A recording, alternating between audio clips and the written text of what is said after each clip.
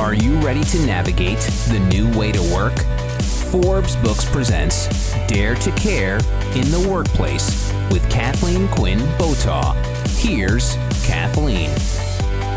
Thanks for joining me once again for my conversation with Ranjay Gulati. Ranjay is a Harvard Business School professor and author of several best-selling books, including his latest, Deep Purpose, The Heart and Soul of High-Performance Companies.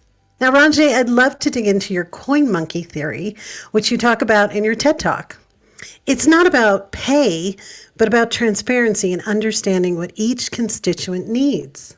Thank you for that question. I find it fascinating as a researcher of organizational behavior that for more than a century, almost a century, from the time there was a set of studies done by Fritz Roethlisberger and others here, where they looked at how human beings react to work and what motivates them at work. And it wasn't just money, there were other things. And then, of course, comes Maslow's hierarchy of needs and other things that have so many other versions that have shown up that human beings have economic and non-economic needs. Yes. And then once we understood that, then we started to dimensionalize the non-economic needs. People want recognition, right? They want to be rewarded for their performance.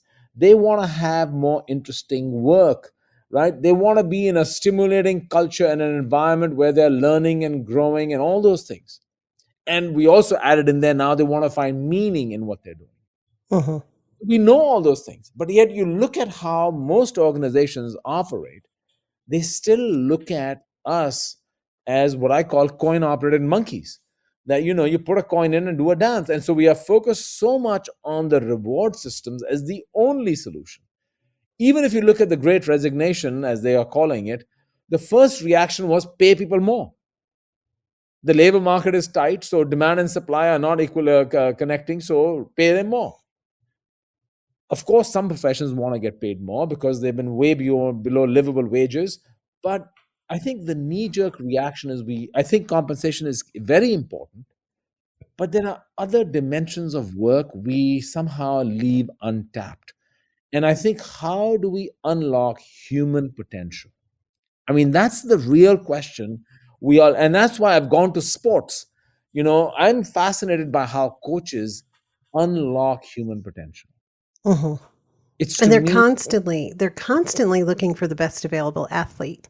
So in sports, it's okay if, it is common okay if your results fall below this level, you already know you're gone before I even have to talk to you. true. But I think the best coaches get the best talent that they can afford and get available to them. But then the question is, how do you take that talent to the next level? Mm-hmm, mm-hmm. I mean, there are some coaches who simply focus on talent acquisition. Go Yes. find the best talent, and they're all about recruiting. Others say, I'm going to recruit as best as I can, but then I'm going to take the people I have and turn them into something else. I don't watch TV that much, but I love the TV series Ted Lasso, because you have a coach who takes a real subpar talent team and unlocks their potential. Mm-hmm. How do It's you like the miracle hockey team in the 1980s. Did you ever Yeah, see that film? yeah, I mean, they said he was going to fail, but Herb didn't. He prevailed, and we won. And what at the right time with the wrong team, but he inspired those young men with so much more than just playing the sport of hockey. absolutely. That's a great example also. And I think we have sometimes, you have amazing talent. You can see there was the time when Michael Jordan was playing basketball and there was this miraculous Olympic team which had all the all-star, best in the world players, and yet they played really poorly. And you ask yourself, so talent is important, but how do you connect the team to work as a team, as a collective? How do you get each of them to imagine that they can do something bigger? You're playing for your country, not just for yourself. Mm-hmm. How do you think beyond? And I think that's the leader's job, is to take people to a place of discomfort. And one thing we know also about human beings is We do a lot for ourselves, but we do even more when it involves others who we care about. Think about what people are Absolutely. willing to do for their families, for even their nations. Some of them do it for their tribes. So when we connect into the other, and the other is something that is meaningful to us, we will go to extraordinary lengths, way beyond what we might have done even for ourselves. Can you shed more light? I love what you just said about leaders need to be taken more into discomfort. Can you shed more light on that? So I think leaders need to understand that what is my job really? You may say my job is to deliver on shareholder value. Of course it is. And you may say that's my primary objective and that's all I care about. But that's an end, that's a byproduct. You can't, it's like happiness. I want to be happy. Well, happiness is a byproduct of doing a bunch of things that make you happy. So you can't simply will yourself to happiness. So similarly, you can't will yourself to shareholder maximization. So what are those things you do? And it starts with people. Mm-hmm, Do I have the right people on the bus, as Jim Collins has said? But mm-hmm, also, do I understand how to unlock their capacity? Have I taken them to a place of discomfort, meaning they're willing to go beyond their comfort zone? And I think that is where magic happens. And I think mm-hmm, that's what great leaders do, mm-hmm, is they take people to beyond their comfort zone around a common cause. And I think we need, and then when you do those things, magic happens, whether it's in sports or whether it's in business, or many other realms of life. You see over time in history how great leaders have taken ordinary people, if I may say so, to do extraordinary things. mm-hmm. And how much should companies invest in their leaders? Because I see the leadership. Sometimes we promote people to their level of incompetence. We all know that. So, what should great companies do, or companies who are aspiring to be great, to invest in their leaders so they can be that leader for the people that they hire? I think first of all, we are confused about leadership. I think we need leaders and we need followers too. So if everyone's a leader, we got a problem, right? So, Absolutely. and we need managers too who can get the job done too. So I think we need leaders, we need followers, we need managers, we need all kinds of people around. I think it's important to understand that leadership is as much an outer journey as it is an inner journey. Hmm. As my colleagues here at the Harvard Business School, Bill George, Scott Snurk, Tom DeLong, have talked about in a course we have here called Authentic Leadership Development. Leadership is as much about developing yourself. And if you think about it, great leaders have tremendous self awareness and self acceptance. And when you have that, then it becomes much more easy to pursue what they call authentic leadership. Mhm. And then you can pursue the outer journey. I think it's really hard to be on the outer journey if you haven't done the hard steps of taking the inner journey. That's wonderful advice. So when they're selecting leaders, they need to look for those key qualities in them, that they are really working on themselves to be the best possible leader. And when they're not willing to work on themselves, or if they think they have all the answers to the test, they're probably not a leader. Yes, absolutely. Well, very well said. And I think is what to your earlier point, I think people get promoted on their domain competence, not on their leadership capacity. Hmm. Domain competence doesn't always correlate at all with leadership capacities, right? So we say promote the best engineer, promote the best programmer, promote the best economist. And I think domain knowledge gives you credibility, gives you competence and knowledge, but doesn't mean you know how to inspire other people. Hmm. And I think Absolutely. And this that's the disconnect, key. absolutely, yes. You have to inspire. You have to be inspired first to inspire. as Very well as you've said. you know, and you think we're in a time right now. You call it the great rethink versus the great resignation. So define the great rethink. So, I was really puzzled by, the missing people in the workforce who have, left and or some have changed jobs. People call it the reshuffle. Some call it the rethink. I call it the rethink because I found that people were not just quitting the labor market just because they were fed up, but they were actually rethinking, what do I want to do?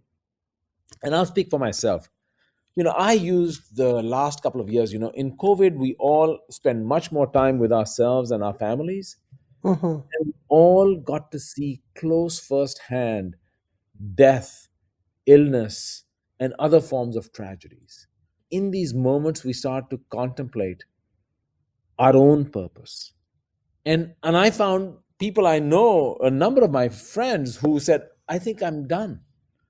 I don't want to work. Work does not give me meaning. Work is a job, and I feel now I have enough to live through my retirement comfortably. So I'm asking myself, why do I go to work? And this was distressing to me because it made me realize that we in business are letting our people down by offering them conditions of work that provide absolutely no meaning and turn into what Karl Marx actually once called alienated labor. I don't feel connected to what I'm doing, even in professions where you wouldn't expect it, like Correct. medicine. They're just moving along at a almost like zombies. I hate to say it, but it's, they get up, they get in their car, they put on their scrubs or they put on whatever, they go about their business. It's kind of a necessary evil versus something that they enjoy. People are tired right now. I see burnout, tired, this general fog over people right now. But you're absolutely right. We spend a lot of time alone with ourselves to think about our purpose. And now we're trying to dovetail that together and pushing back on employers saying, I'm not going to be the zombie anymore. I want to really enjoy or love, whichever word you choose, what I do and how I do it. And I don't like working for you. So I'm going to go find somebody else that can fill my cup. And if I can't, then I'm going to opt out, or I'm Correct. going to wait on the sidelines till I can find something meaningful. Or let me give you another option. I'm going to become so transactional that you got to pay me an outrageous amount of money to keep me around, Yes. right? And so then people regress to the lower forms of desire when they can't fulfill their higher level of desire. This is not a new idea. This has been around for a long time. That when we feel thwarted in our higher level ideals, we then double down on our lower level ideals. And you So, mentioned compensation is just one factor. When we allow employees to demand pay for performance, or we treat them with that pay for performance mentality, we marginalize what we're doing for our customers and we make it just a commodity. so first of all, I don't want to undermine compensation at all. I think it's a critical, important component, and there are many Sure. professions where people do extraordinary things just for compensation. So it actually is a very powerful lever available to us, but it becomes kind of like a self-fulfilling prophecy. It also creates a self-selection mechanism of the kind of people you will attract. You see, the labor market is a wonderful sorting system. People are drawn to companies that are aligned with what kind of people they are, or they become that even if they want that in the beginning. So suddenly you have to ask the question, what kind of people do I want to attract into my organization? And what would that look like? I think compensation is an important part. Pay for performance is a very important part of it. But you are leaving a lot on the table if that's all you have to offer.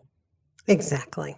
Exactly. And it's only one motivator. There's been a lot of studies, and I'm going to forget the study right now because I don't know why, I just forgot the study, that people will take 30% less compensation if they believe in the meaning of the organization, the purpose of the organization. I think it was a study by JP Morgan and with Apple, and Airbnb. I mean, they just really they want that purpose. They want that meaning. They want that connection.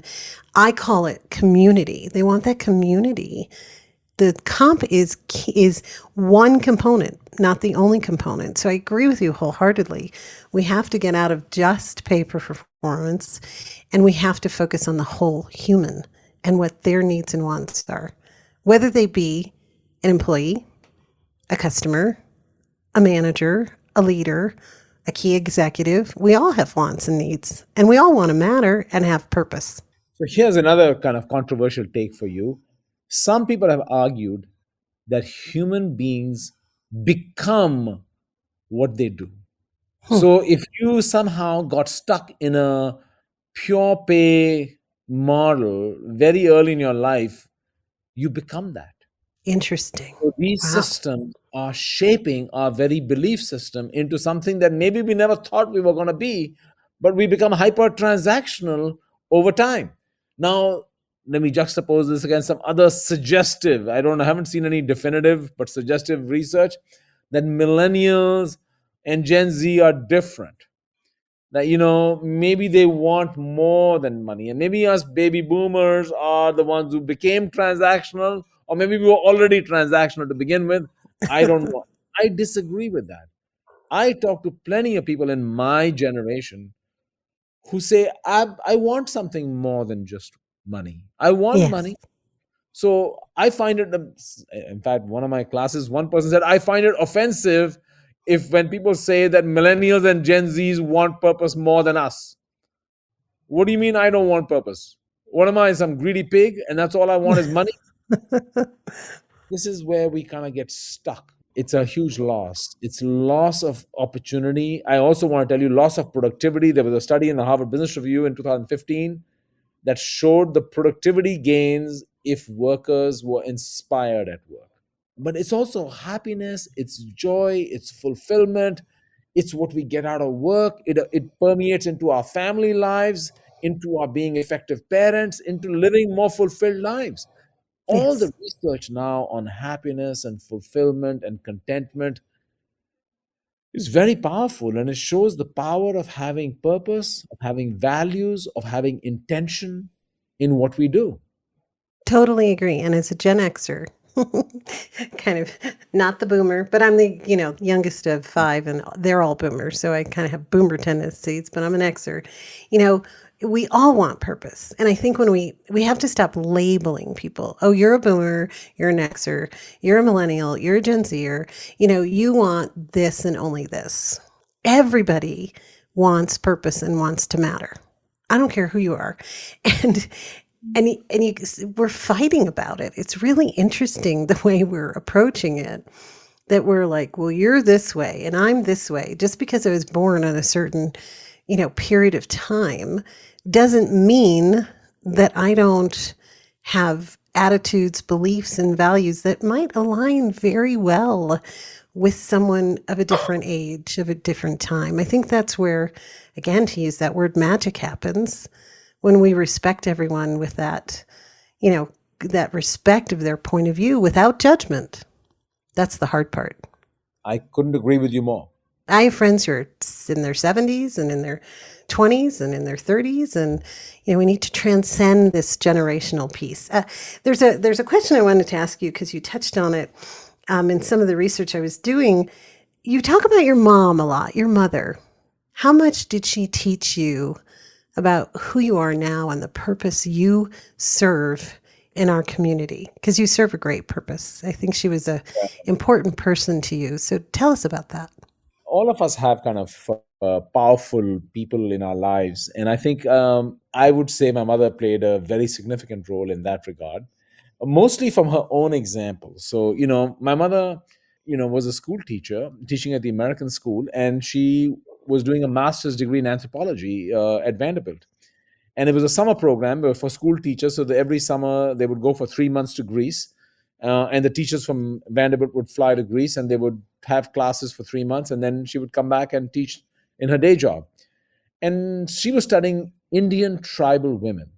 Now, teaching at the American school, she had this idea that she wanted to show all these Americans, most of the people who studied there or even taught there were American. We Indians are not primitive people. You look at us as poor, you look at us as backward when anything but that.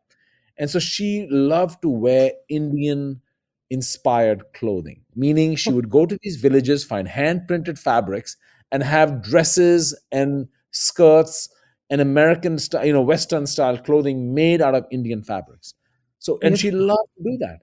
And in the summer, when she would go for her courses, all her classmates wanted to buy all her clothes off of her.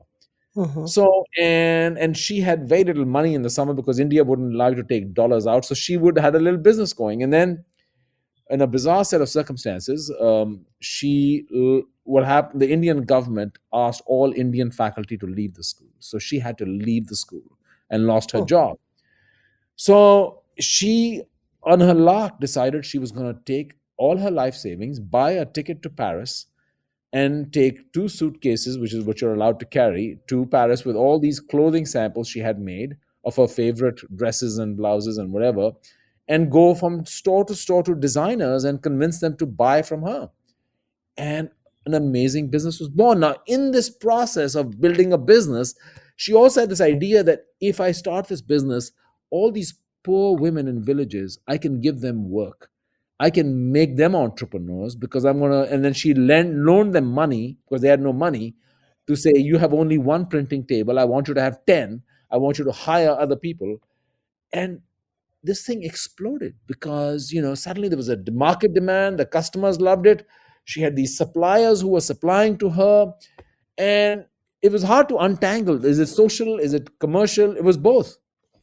And so she loved what she did. And I remember having this conversation with her once. She worked crazy hours, and she made me work crazy hours in the summertime. My summers were like really intense. Good for you. And so one day we're having dinner at a restaurant, and we were out of town. I was on a business trip with her, and I said, Mom, why do we have to work so hard? I mean, why can't you slow down? I was really trying to say, why don't you let me slow down too? And my mom said, she looked at me and she said, Ranjay, I have one wish for you, and that is you never have to work a day in your life. Uh-huh. Now, the teenage brain in me was like, she's going to talk about my trust fund now, because she was very successful by then. So I'm thinking, oh, that's what she means. And she immediately caught my thought before I could even say it. She said, I'm not saying what you're thinking. Mothers have that sense. Yeah. And she was saying what people widely say, that, I never want you to feel that you're working a day in your life. When you're doing what you love, when you're doing what you believe is making a difference beyond yourself, you don't feel like you're working. And this whole notion of what is work, I told you earlier, I think work life is a very insidious phrase. We somehow feel that work is separate from life. And it's a part of life. And the seeds were sown by your mother to have purpose. And therefore, that's what you teach us all to do. I try my best. So this has been a learning journey for me. I've come to purpose much later in my life than I wish I had, but I'm glad I've landed sooner than later. Well, I'm delighted you landed there. I'm delighted to have spoken with you, Ranjay. Thank you for being with me today. I enjoyed every minute of our discussion. Thank you so much for having me with you in our conversation. I enjoyed it thoroughly, and I learned a lot from talking to you. So thank you for those really insightful questions and comments. So love the conversation. You're quite welcome. And that's it for another episode of Dare to Care in the Workplace. I hope you enjoyed the show, and if you did, make sure you take a second to subscribe so you automatically get my new shows when they drop. Also, if you have a minute, I'd love if you left me a review so more folks like yourself can discover the show. Until we meet again. This has been Dare to Care in the Workplace. To connect with Kathleen, go to KathleenQuinnBotaw.com. Kathleen's book, Dare to Care, is available wherever books are sold. Dare to Care in the Workplace is a production of Forbes Books.